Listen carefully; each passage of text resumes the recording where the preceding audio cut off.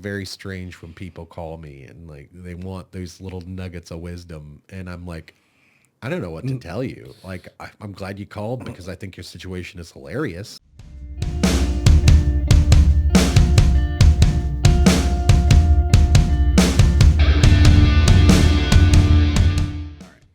How you doing, Caleb? I'm doing great. How are you? Fantastic. You know, I spend so much time being a dad that I sometimes have to remember that I'm a granddad now. You know, and so you've got a new-ish baby boy at home, Yeah. and first-time father, and I wanted to talk to you about that. See, like I wanted to talk to you and see if it's anything like you thought it would be, or It's definitely a lot harder than I thought it was going to be and more expensive. When they said that food was going to be expensive, I was thinking, a cheeseburger for $3 instead of two. you weren't thinking $150 worth of formula every week. Right. Yeah, I can definitely sympathize. So, not when you were a baby. When you were a baby, we had that WIC program, Yeah. and when you were a baby, the WIC program covered your stuff, and you had acid reflux anyway, so you didn't eat a whole lot. And it was, when your first birthday came around, we we switched you to cow's milk, and immediately all your acid reflux stuff stopped. So it was kind of interesting. But yeah, with Sully, though, your younger brother, it was a little bit different. We didn't have WIC, we didn't have food stamps, we didn't have none of that stuff, and he was on the most expensive formula on the market, and it was like $60 a can at that time. This was 2009. That's So ridiculous. yes, I can definitely sympathize We with you just there. we just switched from formula to regular food to yesterday. It was yesterday we switched, and we saw the price difference, and we were like, it's $35 Just for. so you know, you're gonna have to keep feeding formula. Oh yeah, Okay, yeah. just making sure because he's not old enough yet. But it's $35 for one container of formula, and then you look at food, and it's $1.98 a jar, and I'm like, wow, okay, so we're gonna be saving money here soon. That was one of the things that I wanted to talk to you about was the price of everything. Because when you were younger, the prices of everything was a lot lower. Right. Wages were Or were higher. no well wages were lower, but wages were the wages were lower, but the inflation was also lower. So It was our like spending cost was lower. right our dollar went further Right. when you were younger, and I feel bad for your generation, especially your generation that has children that they have to take care of because like everything is so expensive. We're Right. we're going to the grocery store and spending, gosh, about 150 a week, and we're skimping. We're Right. buying a lot of stuff that we can cook at home. We haven't bought bread in almost a year. We make our own. We make our own pizzas and stuff like that. Right. So when you go to the grocery store, do you have any anxieties about going to the grocery store to get groceries, or Well, so we get food stamps. We right? we get $500 worth of food stamps every month, so that kind of helps quite a bit. But it does get very anxious, like walking into the store. Now, does your food stamps cover everything? Not everything. So right now it covers most things, but Missouri, I guess, is now working on a thing where they're taking like sodas, snacks, candies off of the food stamps list. Yeah. So here soon we won't be able to get very much. So how do you feel about that? As a fat man offended, Yeah. as a How do you feel about it as a taxpayer? as a taxpayer, I think that's very very wise of them because in all honesty, really probably don't need soda with our food Right, stamps. right. So I tell you what changed my mind on that. So I was one of those type of people that was like, well, I don't really care what they spend it on. Right. They need it. They can spend it, until I found out some of the,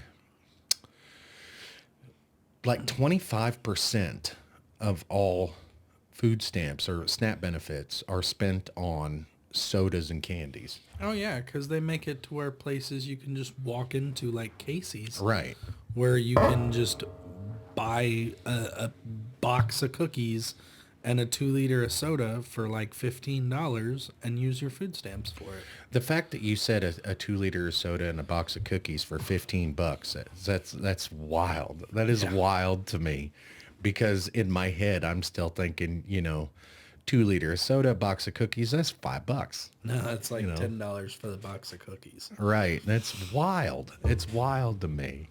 But yeah, you're right.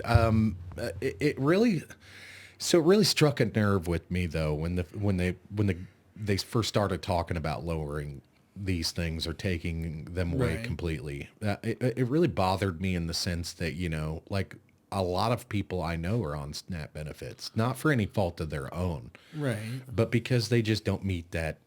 They're all struggling, I know a lot of people who are struggling right now and working full time and still needing supplemental benefits. And I was thinking about, well, who cares what they buy? Until I was like, 25% gets spent on food that's not healthy for you. Right. And then I thought about my own weight problem. I was 520 pounds at my heaviest. I ate everything, Right.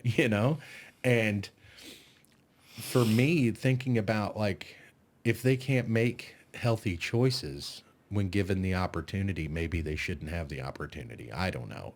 It sounds callous and hard, but when you think about the public health epidemic now and the poverty epidemic, it Right. just makes sense to be like, hey, we have to limit the things that you buy so that you don't eat yourself dead. Right.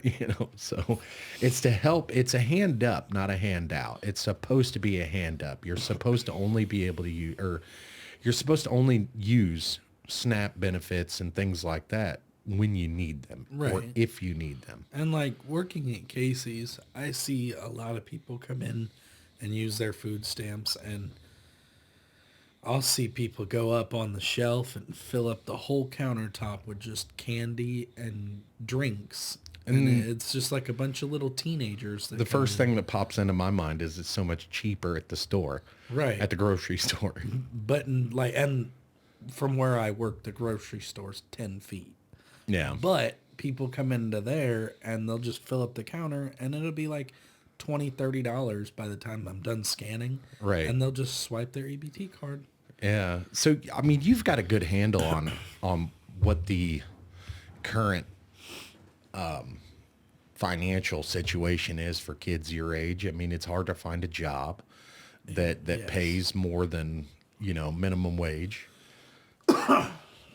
It's for, I see a lot of kids, younger kids out saying, I can't find a job. I can't, like, I put in a million applications, no calls, no callbacks or anything like that. And the only people that will entertain hiring young kids is places like McDonald's Right. and Casey's. The places that the young people don't want to work. Right, right. So if you had an option of working at Casey's or starting a career, which would you rather have? I'd rather start a career somewhere that I could do something with something that I love. And that's another thing I wanted to get into, but we'll talk about that in a minute. I want to talk about your boy, your son. You Yeah. talking about how tired you are. You said you were up till 5 o'clock this morning. No, I got up at 5 o'clock this Oh, morning. okay. I went to bed at 1 this morning, and he was laying on top of my fiance, and whenever I went to go to bed, he was laying there. When I woke up, he was like sideways on the bed, and I'm like, okay. And he was crying, so I got up and I made a bottle, and then I came back to the bed, and she had already had him held up in her arms and everything, and I gave her the bottle, and then he ended up getting passed to me, and I just took him for a couple hours. Right. Right. Well, that's pretty awesome that you're working together with mom and trying to make her comfortable as well. Yeah, You know. that's one of my main focuses with him is trying to make him and her more comfortable than me. Yeah, yeah. It's been a long time since I had to worry about those things.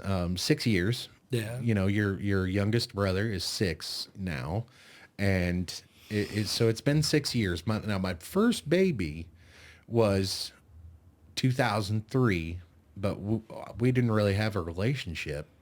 So I guess technically you were the first kid that I raised, and you were born in 2004. That was over 20 years ago now. So Yeah. my first baby was 20, my first baby that I really had to take care of and be responsible for 21 years ago.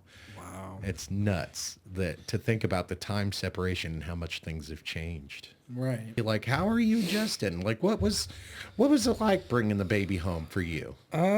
It was kind of a big move. We went from having a completely empty house that barely looked lived in to having a house full of baby toys Yeah.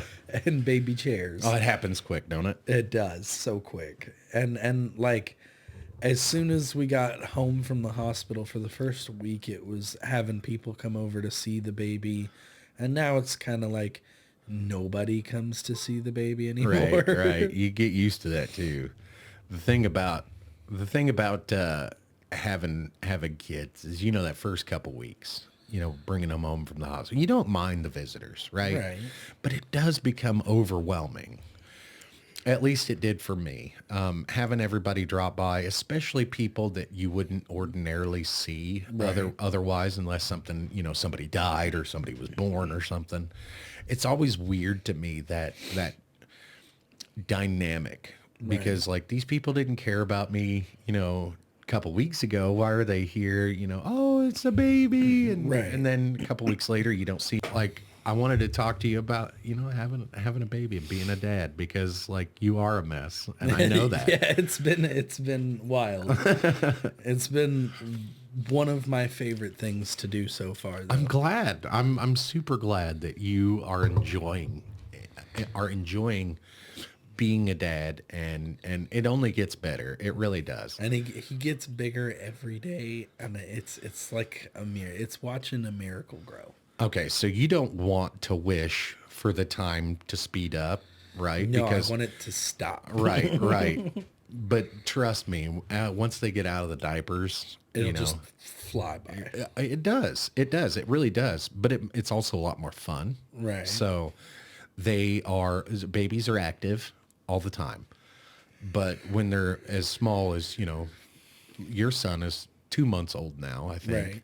Yes. And he doesn't do much. He eats, And sleeps, sleeps. and poops. That's it. So, but when they get to about 2 or 3 years old, they start potty training and, Right. like 4 or 5, they start going to school. And it's just watching kids grow is amazing. It's truly amazing. And I'm really glad that you wanted to be a dad, number one. But number two, I'm also glad that you decided to do it so young, Yeah, that was something that took a little bit of time to think about what we wanted to do. It was more of one of those things where I've always felt like one of the things I'm good at is being a parent. Right. And everybody's worried that I'm not going to do good, but from what I've learned from my parents, I'm doing pretty good. Right, right.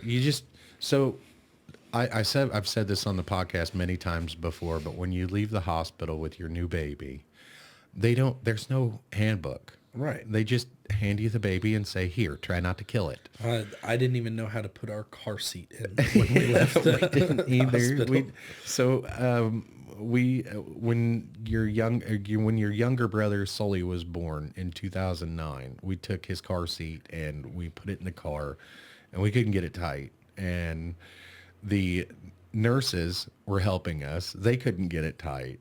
And so we finally got it in there pretty good. And we came home and then I went up to the highway patrol And And if they you, did it. yes, if you don't know, the highway patrol can teach you how to properly put in a car seat. So there you go. There's free information for you guys. Any state or local police will probably help you, but Right. the highway patrol, I think that's one of their And missions. I was told firehouses. Firehouses, yeah, yeah.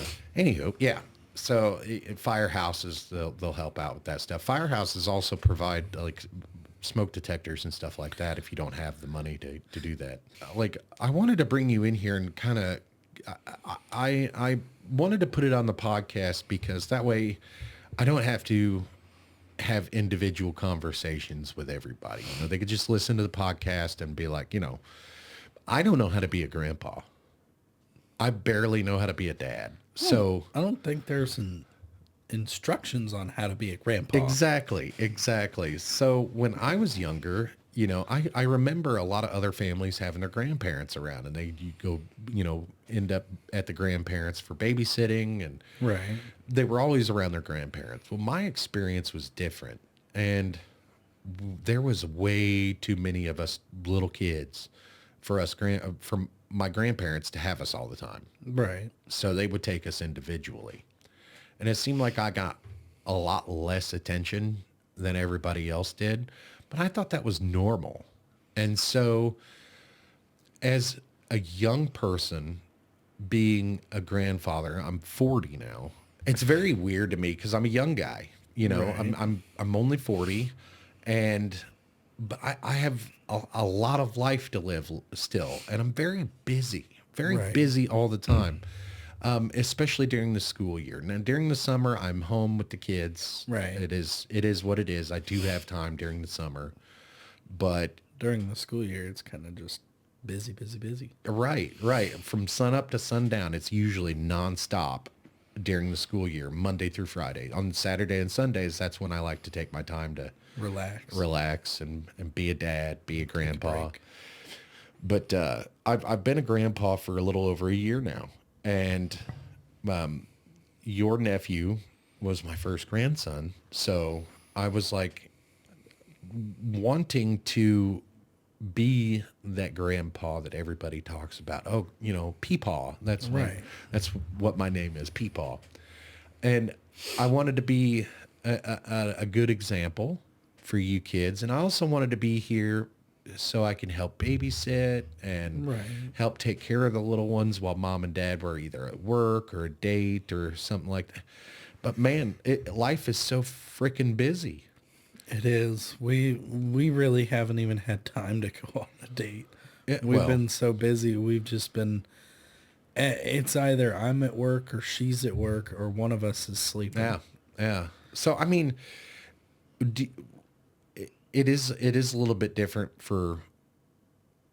It is a little bit different for you because like you guys understand you got to work different shifts and Right. you planned for all this but a lot of people don't. Right. And a lot of people don't have the structure and support that they need. And that's what I worry about with you kids is whether you have the structure and support of a family that you need. Right. But I'm only one guy, you know. Right. I You can't give the support of a whole family. Exactly. So do you guys have any support from anybody else? Yeah. Her grandparents are very supportive. That's awesome. But other than that, my mother. And that's awesome news. That's awesome news that your mom's Is it though? Well, you know, hey, don't. You're gonna miss it when it's gone. That's what I'll say. That's what I'll say. Eventually, like we're working back to getting okay again. Right. But it's like, man, I never see her. She never calls. She never writes. It's Right. kind of like having a son. You know. Yeah, I can definitely sympathize with you on that one because my kids, you especially, you don't really call me unless you need something.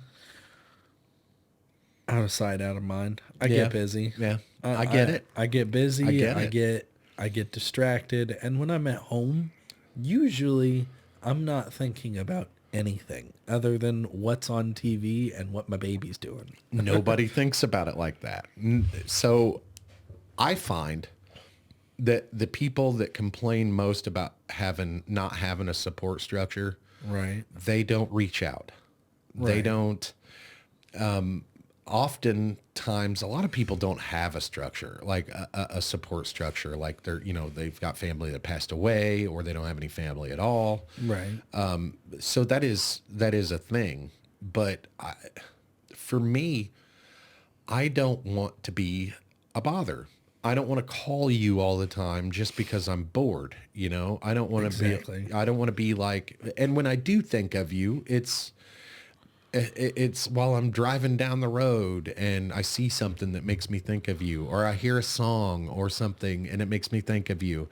And I do think of you kids all the time. I just don't pick up the phone because I don't want to be a bother. I don't want to See, if I called you when I thought about you, you'd get mad at me. no, I wouldn't. Because I sit here 2-3 o'clock in the morning scrolling through Twitter, looking at videos, and I'll You see just one. send them to me. Yeah, I do.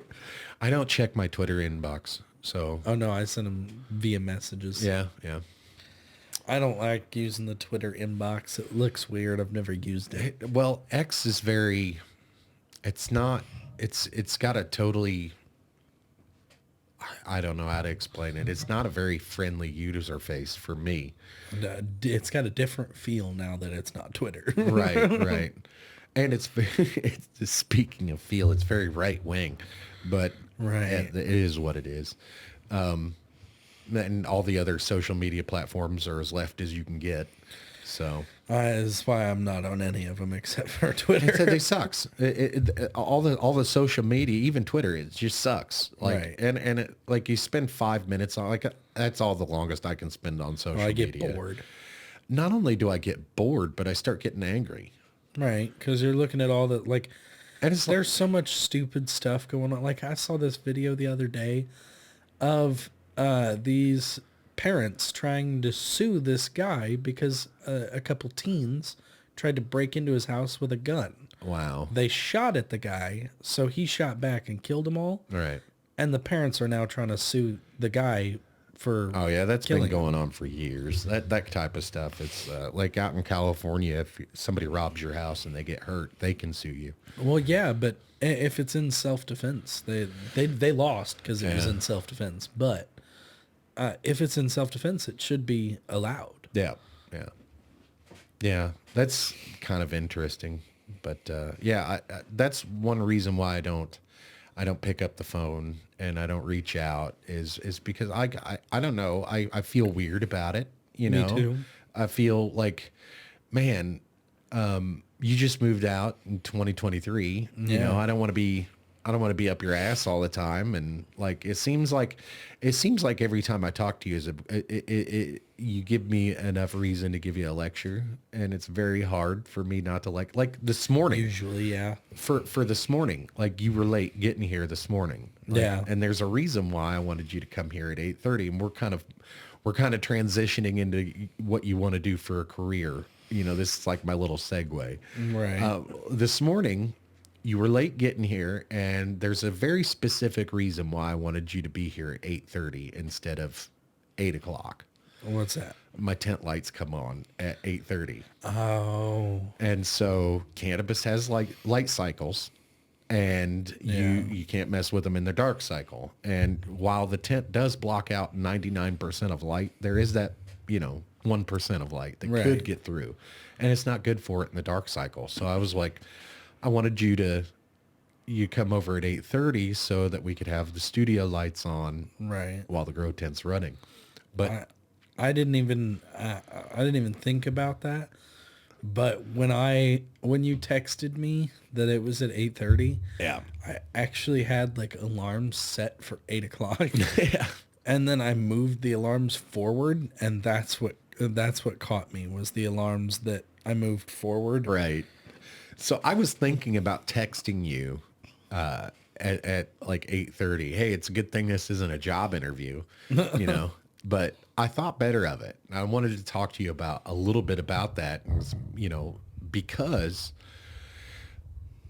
I feel like I lecture too much. I feel like I say too much sometimes. I want to give you a lecture, and that's one of those things. I don't want to be that dad. I don't want to be that grandpa where every time you call, you get a lecture, and I don't want to be that way because you got to learn on your own. Right. And that's the best way to do it. And speaking of learning on your own, segueing into what you want to do for a career, things that make you happy. But I think that is one of the best things that you could possibly do is find a way to monetize what you're good at and what you like to do. Right. Find a way to monetize it. And you like cannabis culture. Yes. And this isn't just about smoking cannabis. It's not about being high or anything like that. What it is, it's cannabis culture, the entire culture. Am I wrong or? It's all about helping. Well, I don't know what that is. Healing and helping. Yeah. Helping. Okay. Did you pick that up from somewhere? Did you come up with that? Disjointed on Netflix. Okay. I like that show. I like the main character, Kathy Bates. She's awesome. She's hilarious. Not only is she hilarious, but she's a hell of an actress. Yes. And she actually reminds me a lot of my mom. So it's funny. But anyway, yeah. So you want to get into the cannabis industry. To be able to help people in the only way I know how. Yeah. Yes. Yeah. I love the thought of being able to go out and see people like there was a man with Parkinson's on the internet the other day. Yes, I've seen those videos. Smoked a joint and he was perfectly fine for the for the remainder of the time that he was high. Yeah. That's actually helping people, and instead of giving them medication that'll make them come back tomorrow. Right. It's a study that needs more science behind it, because if we don't put any science behind this, what are we going to put our science into? Right. Well, I could think of a few things, like getting to the bottom of the ocean, exploring and all that. Yeah, but do we really want to go there? Well, I mean, I absolutely agree. There's more studies that need to be done. One of the things that really bothers me is when people say that cannabis is not addictive. Right. Because it absolutely is. I'm addicted to cannabis. Me too. And that's part of the reason why it's coffee with bearded bad dad, is because I do not let I do have morals, I do have values, but I choose not to hide certain parts of my life from my children, even the younger children. That's how you learn, is experience, being around things. Right. And I'm a big subscriber in the do as I say, not as I do kind of thing, for those kind of things. But most of the time, I generally like to keep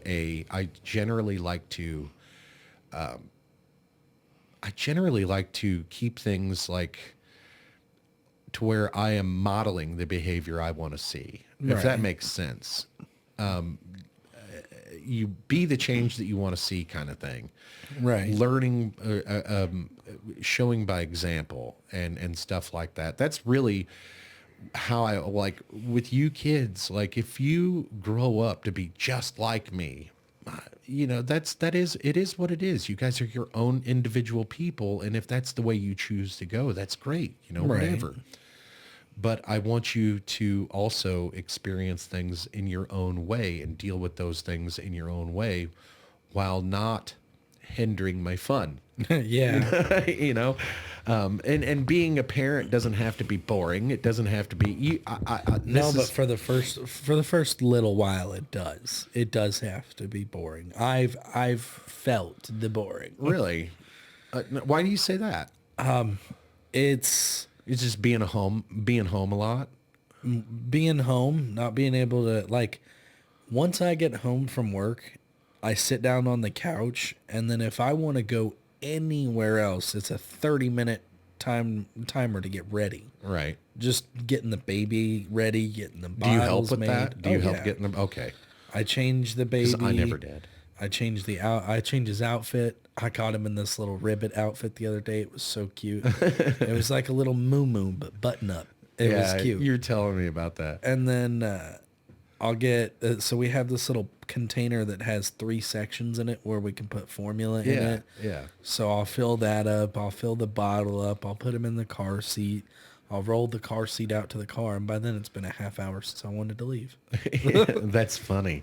So I actually usually keep all that stuff prepared. So with each baby, like we had a diaper bag formula. We had a whole can of formula just for the diaper bags. See, that's what we started doing recently is I put a whole can in there the other day. It's just easier, you know? And I know people that carry around water to mix bottles with or bottles that, you know, like fill it up from the tap and store the bottle in the diaper bag. But I know a lot of people that do that, but we'll just stop somewhere at like McDonald's or something while we're out and grab a cup of water and fill it up. Right. Where do you think you might want to move to, like within the United States? Somewhere coastal.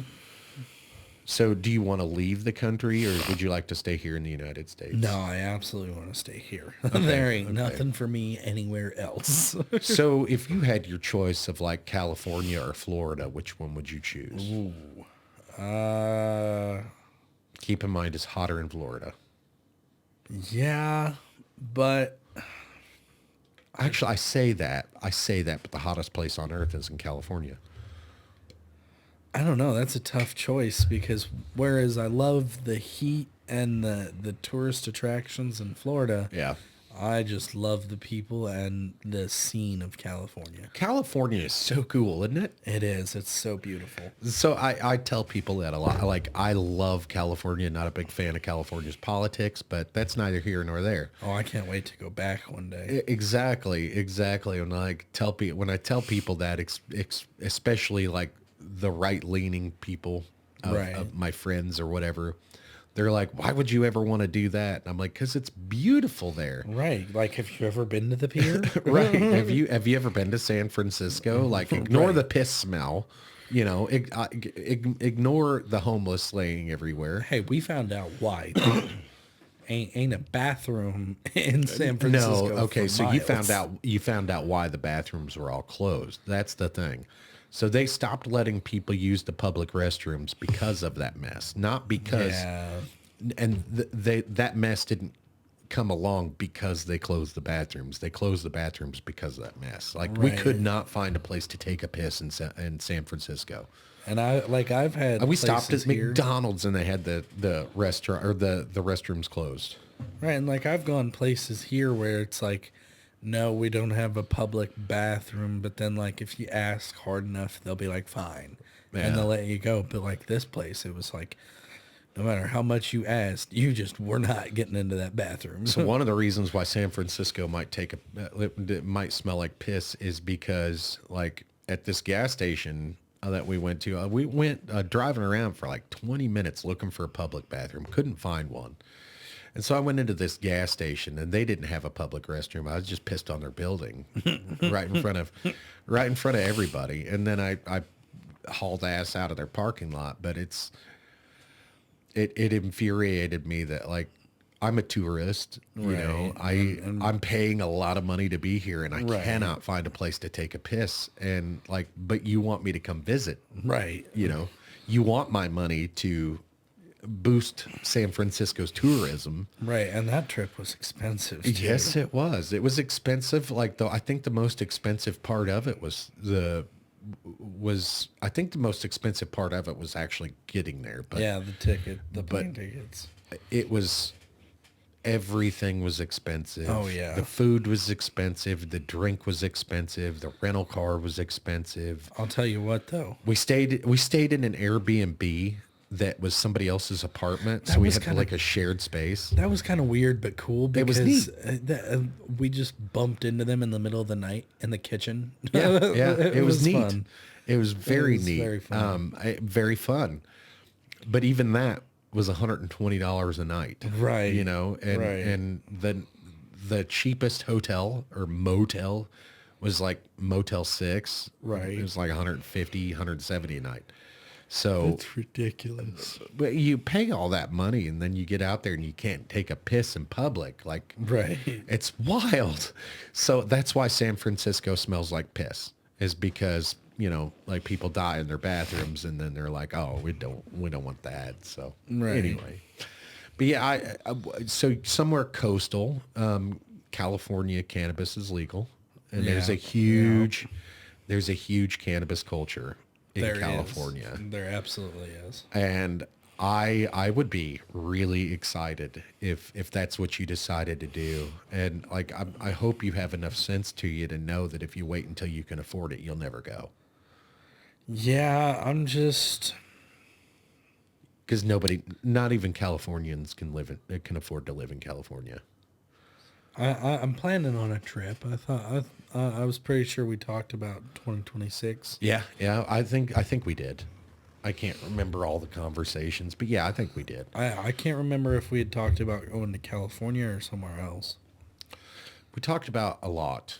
We talked about, I think Colorado may have been one of the places that we talked Yeah. about. Colorado is mountainous. That's where I would end up being. Like, if I had to leave Missouri, I'm not sure where I'd go, because Tennessee is where I want to be, but cannabis isn't legal there. Right. So, I mean, that kind of puts a kibosh on the whole damn thing.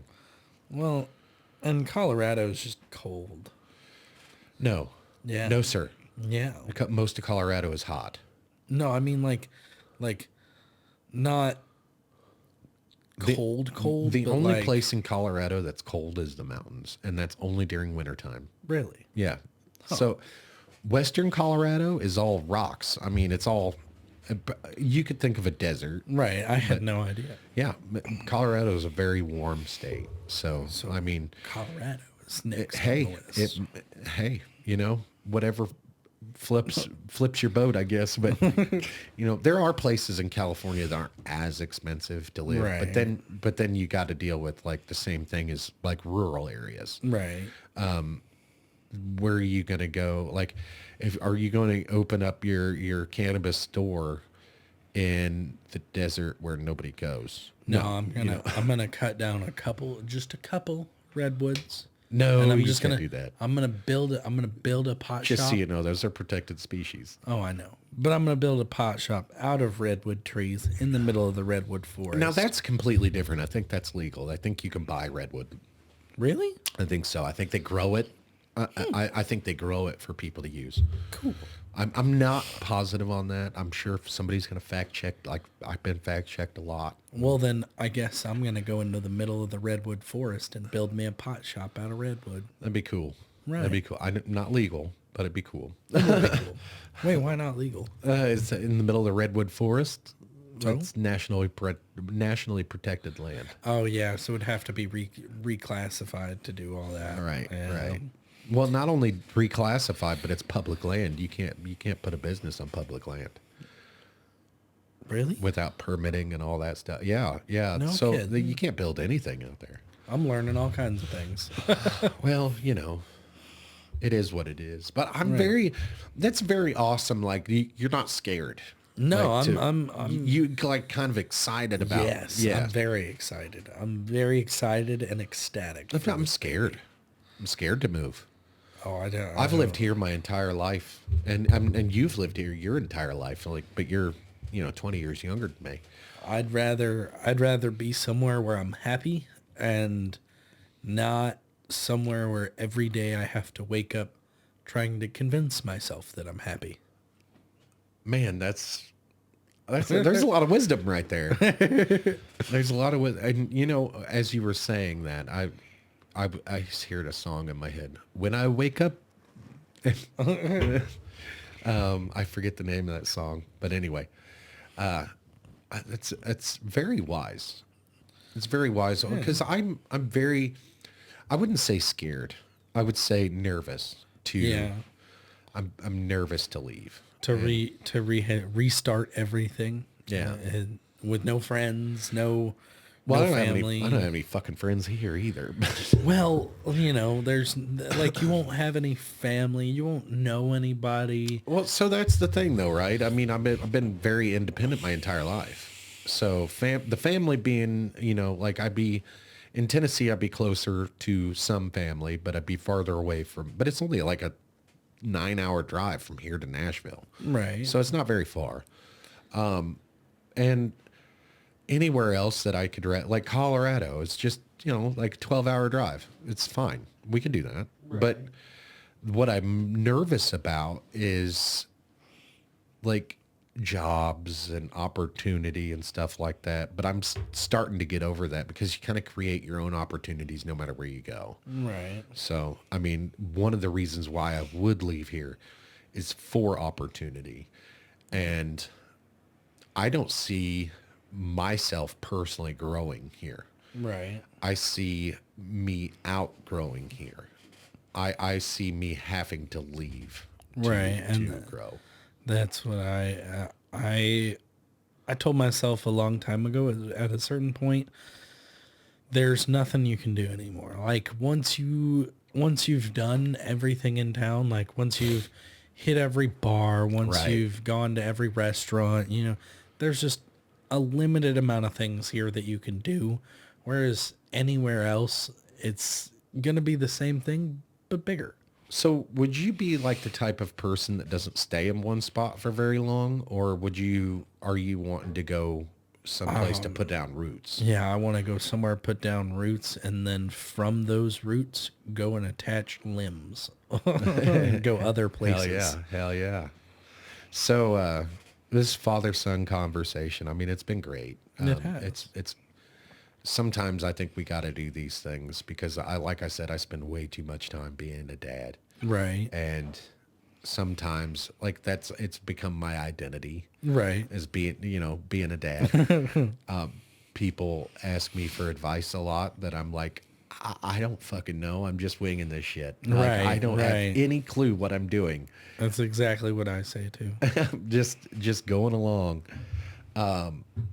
When like it's very strange when people call me and like they want those little nuggets of wisdom, and I'm like, I don't know what to tell you. Like, I'm glad you called because I think your situation is hilarious, but Be like, I guess we're just two shiny balls just dragging along. I don't know what that means. From what is it called? Bad Boys. Okay, yeah. He said that. Bad Boys, is it with Bad Boys 2 or whatever? I think it's two. Yeah. Yeah. When they're in the Porsche. Yeah. So that's we talked a little bit about a lot, but I wanted to kind of pick your brain and talk to you about like how things being a dad for you are, and then I wanted to talk to you about cannabis and cannabis culture and Absolutely. like moving into that career. But I guess it'd be a good place to wrap up the conversation because I could go on forever about Me too. Cannabis and growing and stuff like that. But I do actually have an appointment here in just a few minutes. And we've been kind of yammering on, and Yeah, I gotta get back to the baby. yeah, it was a good time. It was a good break away from normal podcasting stuff and have a conversation, man to man with you, and not dad to son. And I like these conversations because it makes the hard conversations a little easier to swallow. Right. So, with that, ladies and gentlemen, we'll see you next time. Bye.